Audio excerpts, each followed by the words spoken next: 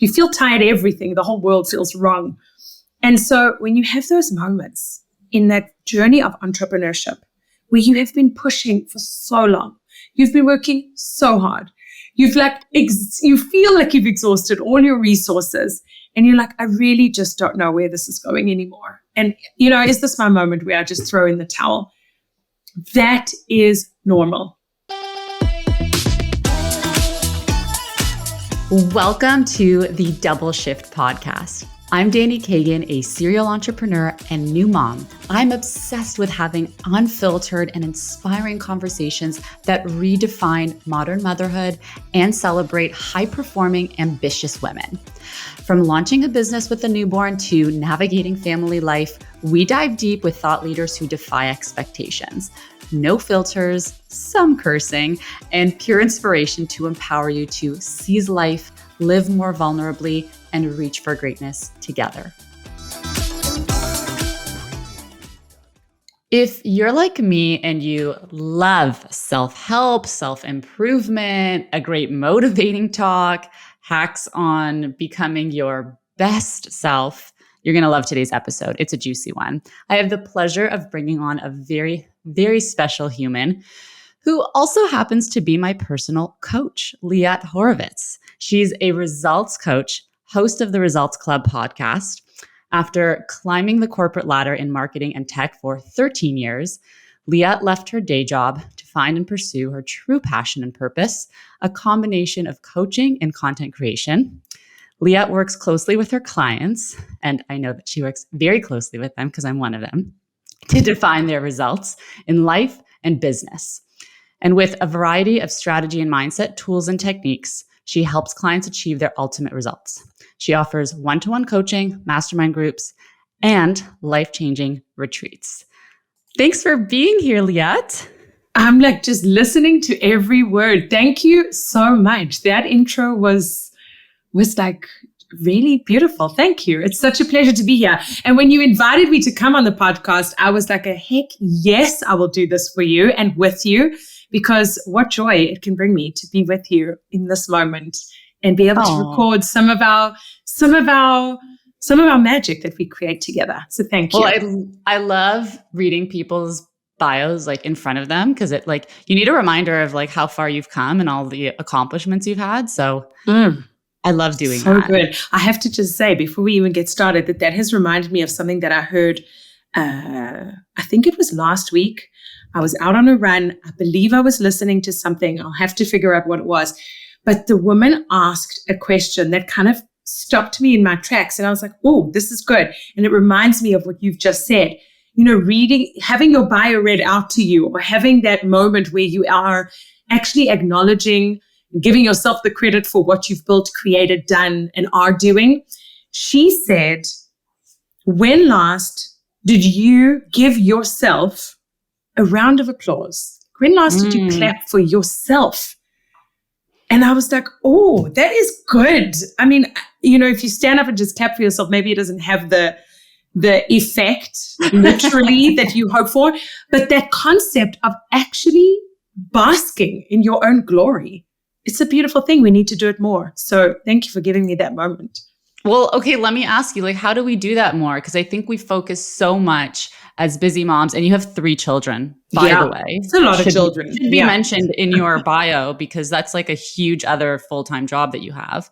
But how do we do this more? How do we applaud for ourselves and focus on our wins? Because I feel like when we do that and we look forward, we look back and realize how far we've come, it actually motivates us more. So how can we do more of that generally in our lives? That's so good. So first of all, there's definitely ways to do it on your own, but then to have someone or people in your corner that will do this, that will raise the flag and just be hold on a sec. Do you know what you're doing? Do you realize what you've done? That really helps. But I will tell you that there's this practice of just writing down 3 things each day, usually in the evening.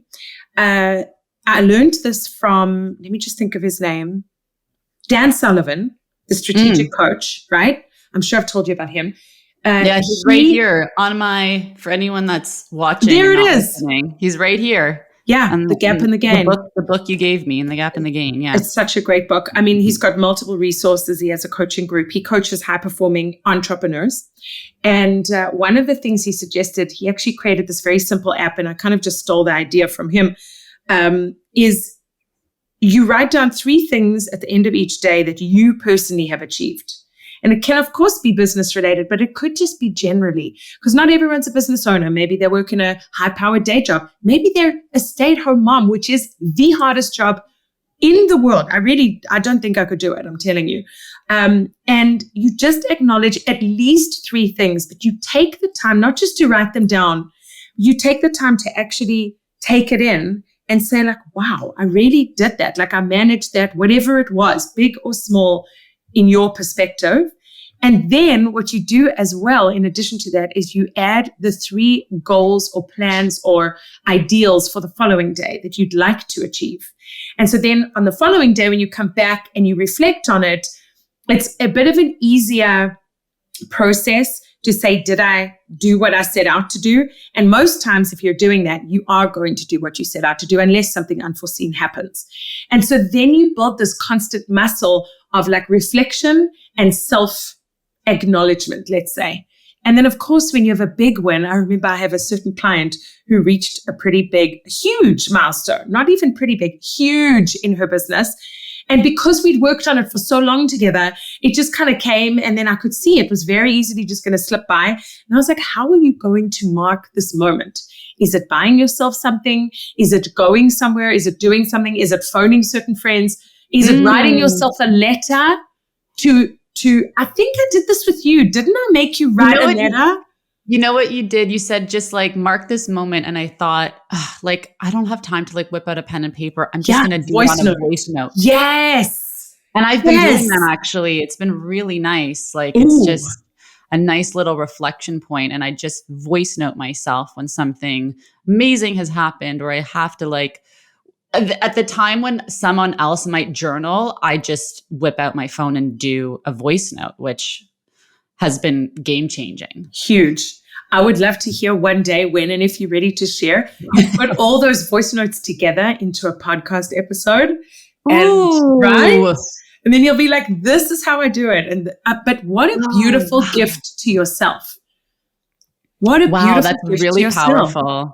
Yeah. That's like it's vulnerable though, you know, like those moments, like you talk about all the shit. So, okay, let me ask you something to go back for 1 second. Because, you know, in our coaching sessions, we're talking all about me. And now I get to turn the table and ask you some things. Like, are you doing these things at night? Like, do you write down every night? Like how you're doing it every night? Okay. So hold on. Okay, hold on. Am I doing these things? The answer is yes. Am I doing all of them at all times? The answer is absolutely not, because I'm still a human being, as is everyone. And so I pick and choose what I need and what is of service to me in that moment. And so right now, if I'm being very open and honest and transparent, we're recording this in the summer. It is an unprecedented summer for me because I am going to be spending the second half of this summer out of the country with my family. We are going back to visit where I'm from, half where I'm from, where my husband is from. We're taking our children. They haven't been there. Some of my children have never been there. They've never met their grandparents and cousins. And like, it's a big trip for us. So we're going for an extended amount of time. And so what has happened is that this month, in preparation for that, has actually been, I think, almost my busiest month this year. And what that's done is created a lot of stress and I would say anxiety in some ways from a work perspective, but also just in preparation for the trip and all other moving parts. So with that in mind, what I have found in these moments of where I would be like, sort of celebrating my wins at night, decompressing, maybe writing down the 3 things and planning for the next day. I'm in a bit of a different mode right now where I'm very much focused on deep gratitude. And sometimes I roll my eyes at that phrase and that concept because I'm like, okay, sure, I'm grateful, blah, blah, blah. But right now, I am finding that it's actually really working for me. So while I am lying in bed, trying to fall asleep, and my mind is still ticking and going, and I'm trying to bring it down and calm it all down, I am very focused on like the things that I am deeply grateful for, not the surface level things, because I'm finding that right now that's what's helping me to hold on to feeling and focusing and being present, because I'm being pulled in all these different directions. That's how I'm feeling. So right now I'm focusing very much on deep gratitude. And then the next thing I'm going to share with you is that I am very into all the business development, the growth, the personal development, the learnings, the podcasts, the books, very into this. And I preach about it, and I wholeheartedly believe that it is really one of the keys or the secret sources to success, whatever you term that as for yourself. But right now, I am very much into music.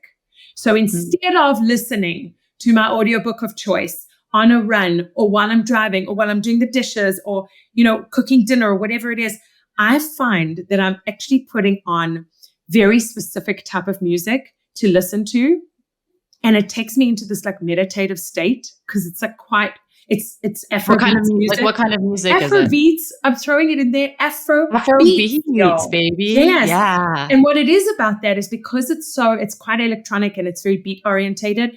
It is quite meditative. It's like trance-like. And so that's showing, it's linking up with this feeling of like wanting to just be, taking it in, being present, calming the nervous system down. That's where I'm at right now. So these are my tools that are working for me. And then there'll be other times I have a feeling in the fall when I come back from that trip and we're ramping up and I'm offering all the things and we're going to Costa Rica and all the things with you. Oh yeah. Then I'm going to be in a very different energy and state. I'm not going to be like in the gratitude and the meditativeness. I'm going to be in the let's freaking go mode, which will bring up different tools. Totally. I want to talk about the let's freaking go mode, which to me, it translates into like high performance. And you and I talk about this a lot because, for me as a business owner, a founder, a CEO, I always want to strive to be in a mindset of high performance. And we talk about what that means a lot. So I kind of want to go into that and flip it to you, because you give me a lot of great tools and ask me great questions about what high performance means to me. And, one of the best things that, we talked about recently on one of our calls, I said to you, I really like X person in my life who will not be named, who is a really high performer, does really well in their personal and professional life and in business mostly. And they make time for exercise every day. Like this person goes biking like almost every day. And it's so inspiring. And you asked me like, I don't even remember what you asked me. You were like, do you look at that person? Yeah. Does it motivate you, or does it make you feel sort of like envious and frustrated that they're getting? Yeah. And I thought it was such a good question, because like sometimes I do compare myself to people and I'm like, oh, it doesn't make me feel good.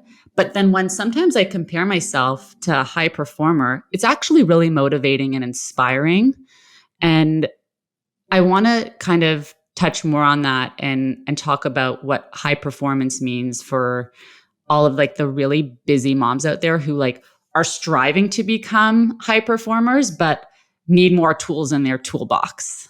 Such a good point that you raise. And I remember that moment like clearly, because you had this revelation in that moment. I could see it on your face. You were like, no, it really motivates and inspires me. And it's such an important distinction, because especially with social media, we follow all these people online, but do we actually check in and think, hold on a second, does that actually make me feel good and inspire me to want to do something similar? Like if you follow someone online and let's say I share when I'm out for a run and I'm loving it and I'm feeling in my power, but I don't know if someone is watching and they feel like, oh, there she goes again, she's running again, and I never do that and I feel bad. And why don't I don't know. I'm just giving an example. if it makes you feel like that, you should not be consuming that person's content. Because chances are there's someone else in your life that's doing something that for some reason their energy resonates more with you. And what it does is it makes you feel more positively towards that exercise or activity or whatever it is, and then motivates you to get up off the couch and go do it. So the first step is, especially when you're talking high performance, really be conscious of who is in your realm and who you are consuming the content of and how it is making you feel. Really distinguish whether it's motivating, pushing you forward, giving you that feeling and that energy of wanting to like stand up more straight, or if it's like bringing you down and making you judge yourself and bringing in all the shoulds. I should be doing that and I should do this. That is not the energy you want to be in. So for me, when we talk high performance, it is very personal. It's very personal. What does high performance mean to you? It's very different to what it would mean to you, because our lives are so different. Our businesses are so different, our families, our priorities and things like that. And you really have to distill it to what the priorities are and what the main things are to understand what your high performance level is. And I will tell you that sometimes I feel like high performance for me is like getting the rest and doing nothing and forcing myself to take the time to chill and watch a TV show with my kids. Like that to me is all a part of high performance. Because if I can't get to do that and acknowledge when I need to do that, then I can't define myself as a high performer, I think. And then on the flip side, powerful. Right? So powerful. Yeah. I'm just thinking about this while we're talking. On the flip side, then it's really making, this is like what I go back to, and I will shout it from the rooftops probably forever and a day. If you want certain results in your life, if you want certain results that are different to the results you are getting right now, you have to make different decisions. And so as a high performer, one has to realize and be able to reflect what is working for me and what isn't. So I'll give you another like very honest example. Like I am a runner. I mean, I don't really call myself not a long distance runner, but I do run. I run for joy. And you're a runner. Don't say I do run. You're a runner. No, I mean, like I go through phases where I'll like won't run for a few months and then I'll go back to it and I'll be running like 10K, half a marathon, whatever. So I like toggle between. But you're right. I'm owning it. You are a runner. It's part of your identity. Whether you stop for a couple months or not, you are a runner. Thank you, Danny. Yeah. You're right. And for so long, I was doing these runs and it's my routine and I noticed there was absolutely zero results, nothing. Like I'm not even talking physical, I'm talking mental. It made no difference to me. I wasn't feeling more energetic like I would have usually expected to before. I wasn't, the feeling, the mental, the physical, there was absolutely no results. So I decided as much as I was trying to deny it, that I had to make a change. I had to make some different decisions. And so I did. And slowly I've started to speak about it recently because I'm really feeling the difference. And in 3 short months, I mean, some people think that's long, but I really feel like in 3 very short months, with not much struggle, pain, or major decision-making, I have changed up everything in terms of my workouts and my running. I now do interval training versus just going out for a jog, which is no just. But for me, it makes such a difference. And I've changed up my eating as well. And my energy levels are incomparable to what they were before. And I thought I wasn't eating enough protein because I'm a vegetarian. And that's what led me on this path. But in the back of my mind, I was like, I know I'm not working out to a level that can make the results and happen like I want them to. So I had totally plateaued. I'm talking not even months, I'm talking years. Plateaued. So I had to make some different decisions. And it's the same with business. If you want different results in your business, you have to step up and make different decisions. It doesn't always mean hiring a coach or joining a program. It may mean letting go of something in your business, turning away from someone who's an influencer or a mentor in your space. I don't know. It may mean taking a break from social media. Dare I even say it? Oh, yeah. No, I need that right now. Also, I didn't know that you were a vegetarian. That's a good note for me to know about you. Yeah. Okay. Are you vegetarian? No, but I just didn't know that you were. Yeah, I'm a vegetarian. Learning something new every day about you. There we go. You know what? It's such a great reminder, like even just taking a small actionable change. Like it doesn't need to be so, I think we all get so caught up in like, I need to drastically change my life.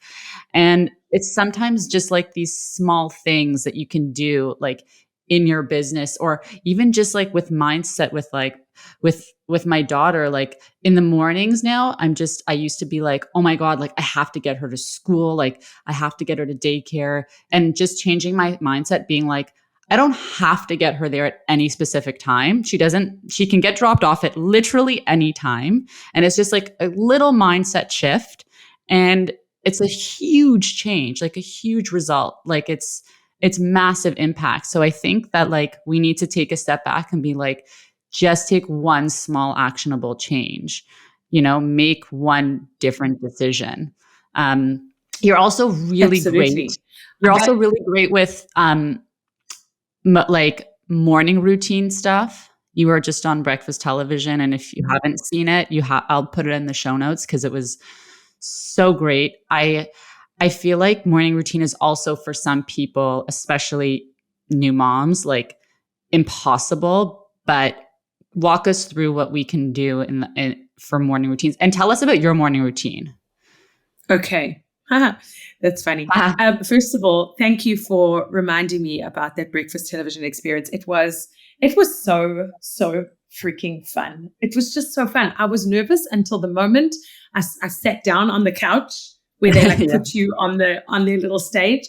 And the minute I got on that couch, I was like, I don't ever want to leave. I was so comfortable. I was so happy and I loved it. And of course, I was talking about a topic that I'm not only so passionate about, but this is like my OG topic. This is what I quite literally started with in terms of my journey many years ago in really trying to find what works for me and tweak my morning routine so that it could affect the rest of my life. So like making a big decision to change that. And then in terms of my business, when I started this coaching business in 2019, it was the original topic that I did my first masterclass on. And by doing masterclasses, they were totally free in the beginning. I think I did 1 or 2 a month. They were evening masterclasses. This is before COVID, but we did it on Zoom. And you did? You did them on Zoom pre-COVID? Yeah. Wow, you're so ahead of the curve. Masterclasses on Zoom. And I remember these women would come on and we would sit and I would like coach and teach for like, let's say half an hour, 40 minutes. And then we'd open it up for Q&A and it was set for an hour. It would always go longer, way longer, because women wanted to talk. They wanted to share. They wanted to ask questions. They wanted to compare. They wanted to like get inspired.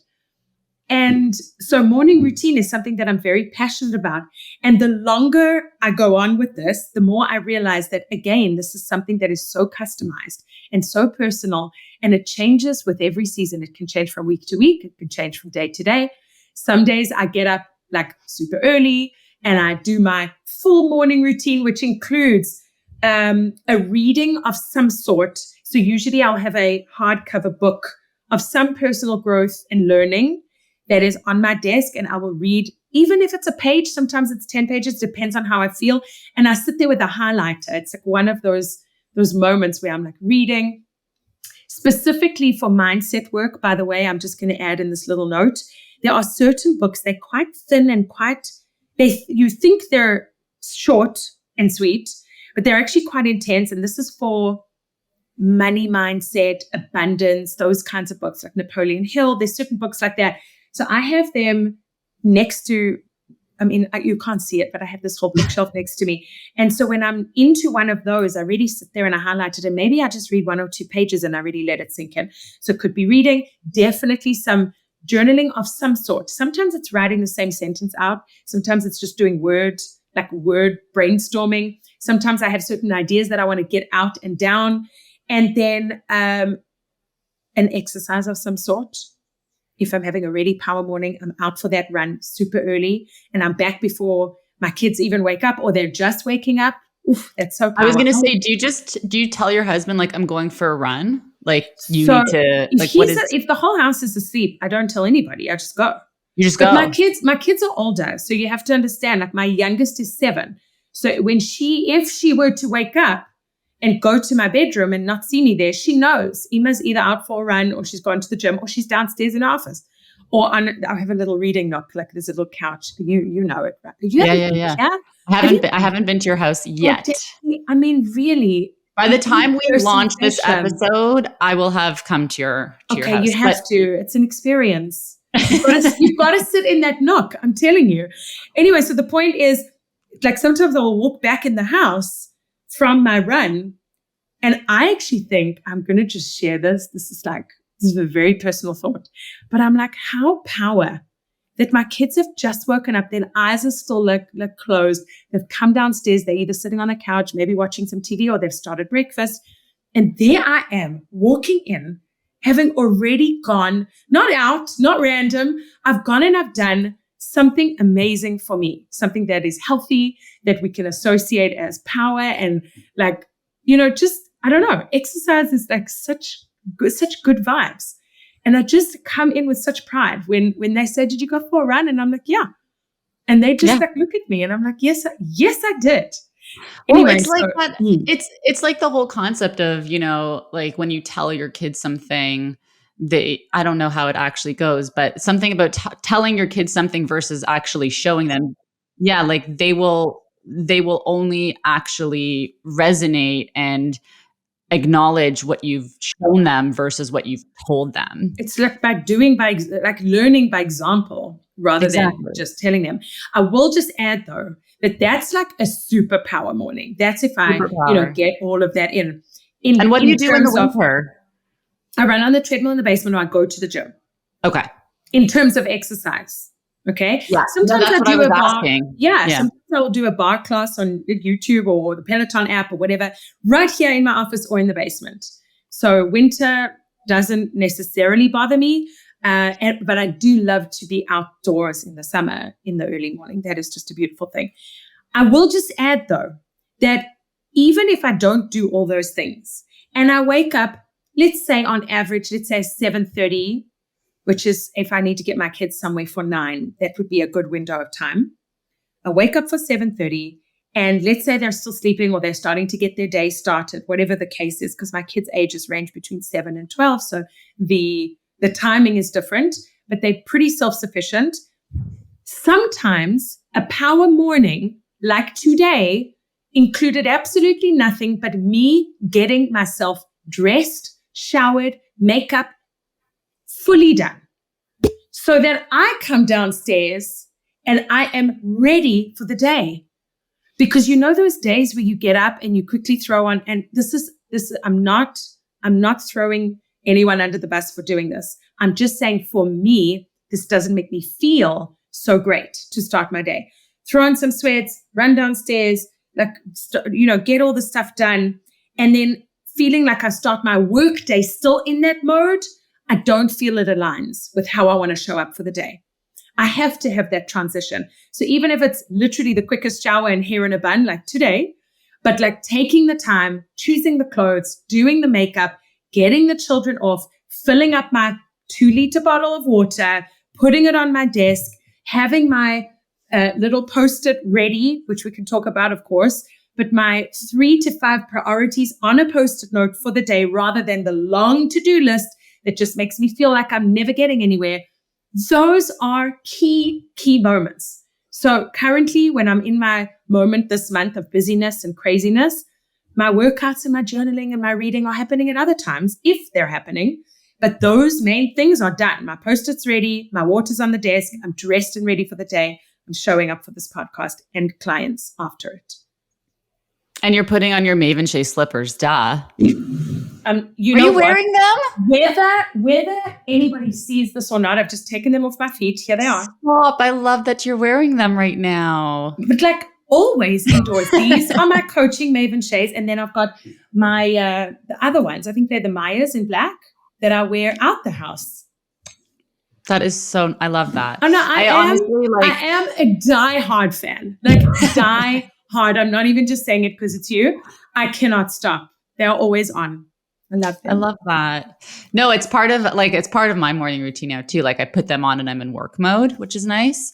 But yeah, I think like the hardest thing, especially, you know what? It's so reassuring also for like any young moms listening right now too, to be like, obviously, I'm so grateful for the phase I'm in. My daughter is delicious. I love the cuddles. I love all of this stuff at this age. But there's also like this stage where like you can leave the house and all of your kids are still in your house, like it's Yeah. just it's a Oh, it's it's a huge. completely different phase It's of huge. motherhood and parenthood generally. So it's So kind of can interesting. can we talk about the littles for a second? Because I Yes. remember when this is when like everything kind of changed for me when I had my third, because I was still in a corporate job.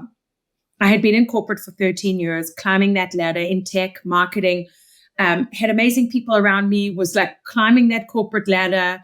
And she was born. And I feel like there was this moment where I was like, it's really now or never for me to change things up. And I didn't know what it meant. I had no idea what it meant. I didn't know it was coaching, although I think I had an inkling that it was definitely something in this realm. But I had to start on a journey somewhere to explore what could this look like, and not necessarily what do I want to do, but how do I want to feel, and how do I want to feel in order to make the decisions of what I want to do. And so picture the scene. Like she was little. I had two boys who are very close in age. My boys are 17 months apart. And then Wow. yeah, I know. Yeah. Yeah. I mean, that's a Yeah. whole other podcast episode of like how, why, all of those things. And by the way, we immigrated with the boys when they were babies. So like my Oh oldest was my 1.5 gosh. and the little one was like, I don't know, whatever, Like 6 months old or something. And we immigrated yeah. to Canada. And it was a crazy time. And so we waited a little bit of time before we had my daughter. But the point is that once she came along and I was on that mat leave and life was chaos and beautiful, I was like, this is my moment to figure this stuff out. And I clearly remember setting my alarm, waking up early, nuts. I don't know how I did it because I'm not a morning person. I came downstairs to the couch in the family room and I would read this book. I have it here. It's called The Miracle Morning by Hal Elrod. I don't know if you've ever heard of this. No. But it was a book on morning routine and basically how to kickstart your day. And it can be anywhere from a few minutes to a full hour of what he thinks is like the key elements for a great morning routine. And I wouldn't preach that it's the perfect morning routine, but he has some great points in there. But what it did do is inspire me to figure out what works for me. And I remember coming down and sitting there and reading these things and trying to slowly start to figure out these little elements that would help me to feel powerful and energetic enough to then make decisions about my future and about my career and so on. And so I just want to talk about that phase when they're little. I remember wanting to like run before I could even walk in terms of getting full steam ahead with myself. But I had 3 babies at home. So I did the tiniest little things. And this goes back to what you were just saying. For a mom who's listening, who has 1 or more young children at home, and she's like, Liat, how could I possibly wake up before them if they're waking up at 6 or 5 or whatever? And I'm exhausted because I'm waking up through the night. This routine thing doesn't have to be in your morning. You can find something tiny to do in your day at some point that just makes you feel good. That's it. Whether it's the silent cup of coffee sitting at the kitchen table while they're napping, whether it's a 5-minute workout, whether it's calling a certain person that you know makes you feel good, that fills your cup. I have 2 of those. Oh, they are my people.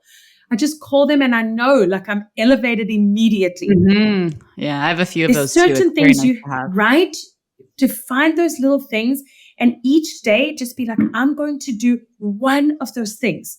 Maybe it means walking around your garden once and just like barefoot, feeling the grass on your feet. You can even hold the baby when you're doing it. Tiny something, but being intentional and mindful about it will really help you. And then doing the reflection and saying, wow, I got that done today. That's massive. I showered today, right? That's massive for a mom. No, it sounds insane, but it is massive. Washing No, your everyone's hair. probably everyone who has like young children's like nodding, like, yes, I showered. I Yes. know what that feels like. Washing the hair. And like, yeah, I remember putting my baby in that little, that little bouncy chair Yeah, in yeah, my yeah. bathroom. Yep. Sit there and bounce. And I'd like have my shower. And Yep. I don't know. This is what we do. What do we do? Yeah. This is how we do it. No, and you know what I love about, and we talk about this too in our sessions a lot, like I love that everything you talk about is like a personalized approach. Like not everything works for everyone. It's not like, here's the morning routine and you need to go get a cold plunge because everyone needs to be doing cold. Like if it doesn't work for you, it doesn't work for you. Like you need to actually really turn inward and be like, what makes me feel good? And I think that's been like a huge aha moment for me because there's so much noise out there about like all these routines and habits and you need to be doing all of these things and it's almost overwhelming. And I think the one thing that has stuck with me since we started doing coaching together was just like, I need to really dig deep on what works well for me and just do those things. And I can build on it and I can habit stack, but really like, what are the core things that work for me? And even just this morning, you'd be so proud of me. I was like, it is stunning outside. Okay, granted, just full disclosure, my daughter slept at my mother-in-law's last night. So we had a great sleep in until 7:30. Oh, beautiful. Good for you. I'm happy Thank to hear you. that. So I did have the time this morning and I thought, I'm not just going to do all the regular shit I do. I'm taking my book outside. I'm going to go read 5-10 pages. I took my water outside, my fresh orange juice, and I just sat outside and read for like 20 minutes. I never do that. And I was like, this feels amazing. And and then I put on some makeup, which like I know this is so stupid, but like makeup for me, even just quick mascara, I'm like, oh, I'm now a businesswoman. Mascara and your maves and you're ready to go. Right? Mascara and my maves. Yeah. Someone brought that up at a marketing meeting once that we have to do something like that. Yeah, you need to do some kind of campaign. Yeah. Oh, and let's do a collaboration with the mascara. I've got some connections for you, actually. We should talk about that. Yeah. I've got 2 connections at 2 makeup brands. And you can maybe there's a collaboration in there. I love that. What? Okay. What? See how that just happened?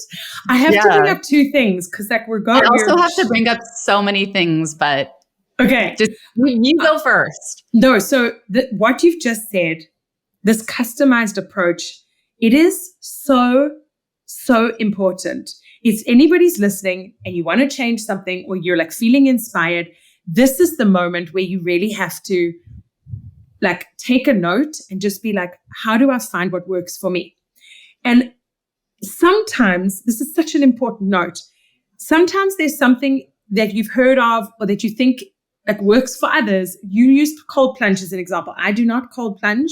Maybe one day I'll try it. I can never say never, but right now it's not my thing. But don't discount things that you think are not your thing, but maybe at some point might be. So for example, I'm going to give you 2 examples that I would say this year in particular, 2023, have been massively, massively life-changing for me in a feeling and energy term.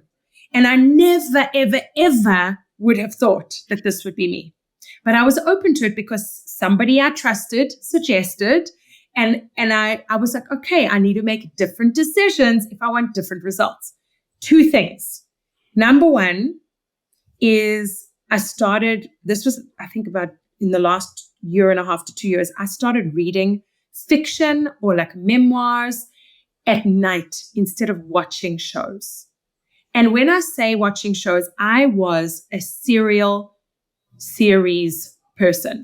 I would go from show to show and watch all the episodes and die hard in my bed with my laptop. My husband was next to me watching his thing, doing his thing. And I couldn't ever turn it off. But then I got to a point where I felt like I don't even know what I'm watching anymore. I'm not even enjoying it. And I switched to books somehow. It was a very hard decision, but I did. And it has been, but when I say a game changer, a complete metamorphosis. And let me tell you why. Because my sleep is different. The quality of my sleep is different. The energy that I have when I then wake up from that different quality of sleep is different. The way I fall asleep is different. everything in my nighttime routine, which by the way is the key to our morning routine, is completely different because I am now reading at bedtime. I don't read personal growth or development or learning or anything like that. It's all like either fiction or memoirs are like my favorite. And so I just want to say I was never a reader, ever, even as a young person. Like it wasn't my thing. I always looked at people who read and I was like, that's so cool. I wish I could, but just wasn't me. Never say never. And the other thing, and I know you know this, is strength training. Everyone was telling me for years, oh, as a woman, you should really do strength training. You should be doing I would have weights. told you that too. I'm a big strength training right? gal. And I was like, yeah, whatever. And then, of course, when I wanted to change things up and I had plateaued for so long, it's funny. I haven't done strength training since Saturday. Today's Wednesday. I am like craving it. I'm like, I need to get, so this afternoon, 5:30, Aline's class at the JCC. I'm like, really, I'm going to pump it up. It's so different. You feel so different. Yeah. Right? Yeah. And no one told me you feel so different in the moment. I always thought, oh, well, this is strength training for like your future self, which is great. But when you feel so good in that moment, it's like addictive. I always come back to this as like a business owner that I want to think more about big vision and big picture and like where I want to be and grow. And we haven't done it a lot yet. So I kind of want to do this in real time, if that's cool with you. Definitely. What are we doing? Let's go. Yeah. Yeah. Like walk me through how I can better on a day-to-day, because you're really good with day-to-day stuff and like habits. Is there something that like I can do again, it's so funny to like always keep referring to myself as a high performer when I don't fully believe it yet, but as a high performing. That I'm just going to stop you right there. Cause like what you did with me with the running, I'm just going to throw it back at you. It's only in your thoughts. There's no like checklist that exists in the world that says, oh, is she or isn't she? And either she is a high performer or she isn't. You get to define, and you know you are. Come on. You know you are. Sometimes you may not feel it as much, but in general, own it. You are. And you love that phrase too. And I feel like if you resonate with it, just like say it, do it. Yeah, I need to own it more. I think it's a part of the imposter syndrome kind of vibe. That phrase, just that imposter syndrome. Can we just like go? Let's off on a tangent? Yeah. No, just that. First of all, I have to tell you that phrase. It's like the current trend. And when I say current, I mean like for so long, because every client of mine, no matter how high performing or how successful or how beginner they are, they always bring it up in a coaching session. And I'm like, there it is. I could probably bet on every client that right now, I could say for sure on this session, they're going to bring up imposter syndrome. Because I think it's something that is very easy to take what you're feeling and then throw that label on it. So that's the first thing I'm going to say, is that like, I'm not saying it's not valid, but I am saying there are certain trends and sayings and terms that then become the projected thing that you just put all your feelings on. So if you're feeling anxious and uncertain about where your business is going, you're like, oh, I don't know if I should be doing this. Oh, I have such imposter syndrome. It's like, okay, hold on. But imposter, it's not necessarily such a bad thing. So this is what I've learned by doing a lot of research and a lot of listening and reading on this topic. Who is it that says, oh my gosh, I have to quote the right person, who says imposter syndrome is not something to shy away from. It's something to get good at. This is Rich Litvin. He is a phenomenal coach out there in the world. I love him. You know I love him. I was part of his mastermind a few months ago. And when he talks about imposter syndrome, I just love his fresh opinion on it. He's like, it's not something to shy away from or something you want to like figure out and like conquer. It's something to get good at. Why? Because if you are feeling like you're in fresh waters, somewhere you've never navigated before, that's what an imposter is, right? Someone who's in a space. Okay, it's got a negative connotation, but in general, it's someone who's in a space that they don't know if they belong or where they are or where it's going to lead them. So you feel like the negative part is you feel like you don't belong. He's saying, and I quite agree with this, is You wouldn't be there if you hadn't come this far. So it's actually a very positive thing that you feel like that, because it means you're further along than you were yesterday, the month before, the year before. So let's get good at this. Let's figure out how to be comfortable in this discomfort and be like, well, this is unknown. Where do we go from here? How do we own this? How do I get better here before I can move on? And so this concept of imposter syndrome, it's not such a bad thing, my friends. You know, you're feeling like an imposter because now you're in this business and you're seeing success and the product is in, and you're like, you want to get further and make it more successful and have the sales and the collaborations and all the things. So you may feel like an imposter, like, who do I think I am starting this boutique slipper company, right? But like, what like, you just haven't done this before, and no one else has, by the way. So you're just a first. You're just a first in the space. 100%. Like, yeah, I agree with you. Like, I don't actually, and I don't actually use the term a lot because it also bothers me, and I use it sparingly when I do feel like that. But you're right. Like, it's just a mindset shift, and I think that's such a good reminder. It was so powerful. Thank you for reminding me of that. I really needed to hear that today. Listen, I need to remind myself of that too. I mean, we all have those moments. There is definitely no one who is immune to that feeling of like, who do I actually think I am? But then what if you phrase it differently? Is like, who do I think I am? Like the whole tone is different. Sometimes I say this to my clients. I'm like, do you know who you are? Like, can we just take a moment and back you said that to me before. I have. I'm like, do you freaking know who you are? I use the F-bomb too. Because look at what you've done. And you in particular, I'm like, sometimes we get on these sessions and I have to like shake you up. I'm like, you've raised how much money? You continue to get investors. Like, you connect with people, you schmooze, you get out there. You and Vic, like the whole business, you are minxing it. There's no other way to describe it. That's my word for like making it happen. And that's why I say to you, do you know who you are? Like, you got to remember. Who you are. It's like going back to the beginning of this whole full circle, like looking backwards and realizing what you've accomplished. Like, I think we just need to do that more. I need to do that more. The issue is, I'm gonna add one little thing, and I feel like this could be the moment. We really have to, in these moments where you're like in the hardness of entrepreneurship, and I think this is it's such an important thing. I mean, I had a moment last week. I was like, I don't know. You have that moment. You're like, you don't know what you're doing. You don't know where it's all leading. It doesn't matter whether it's reality or you're just feeling emotional, tired, moody, you know, all humans do, but especially women. There's certain times where you're just like, oh, and being tired. I don't know if it's an age thing, but like when you get older, I feel like I'm in my early 40s now, and I just feel like tired is the enemy. Tired is the enemy. You feel tired, everything, the whole world feels wrong. And so when you have those moments in that journey of entrepreneurship where you have been pushing for so long, you've been working so hard, you feel like you've exhausted all your resources, and you're like, I really just don't know where this is going anymore. And, you know, is this my moment where I just throw in the towel? That is normal. I don't have a complete solution for it. My only words of advice are that is totally normal. I feel it too. And you simply have to keep going. One tiny, tiny, tiny little step at a time. And then chances are a few days later, something will happen. And this literally happened to me.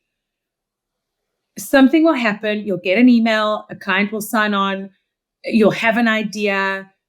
Something will happen that just clicks you back into place. And you're like, this is so where I need to be. I wouldn't change this for the world. This whole crazy entrepreneurship journey, I wouldn't change it for the world. Business ownership, it's nuts. But like, this is where it's at, and I couldn't love it anymore. I just want to end there. That was so amazing. Like, what great reminders, like so juicy. Okay, I want to do some really quick rapid fire. I call it quick rapid fire, and it's only rapid fire if you answer fast. I'm going to answer fast. Let's go. Which is hard to do because they're kind of like deep questions, but we'll give it a go. Okay. I'm ready. In 3 words, describe yourself pre-kids, And in 3 words, describe yourself post kids. Oh, wow. Okay. Pre-kids. Free. Dreamy. And fun. Yeah. Okay, and then post kids, loving, adult, and serious.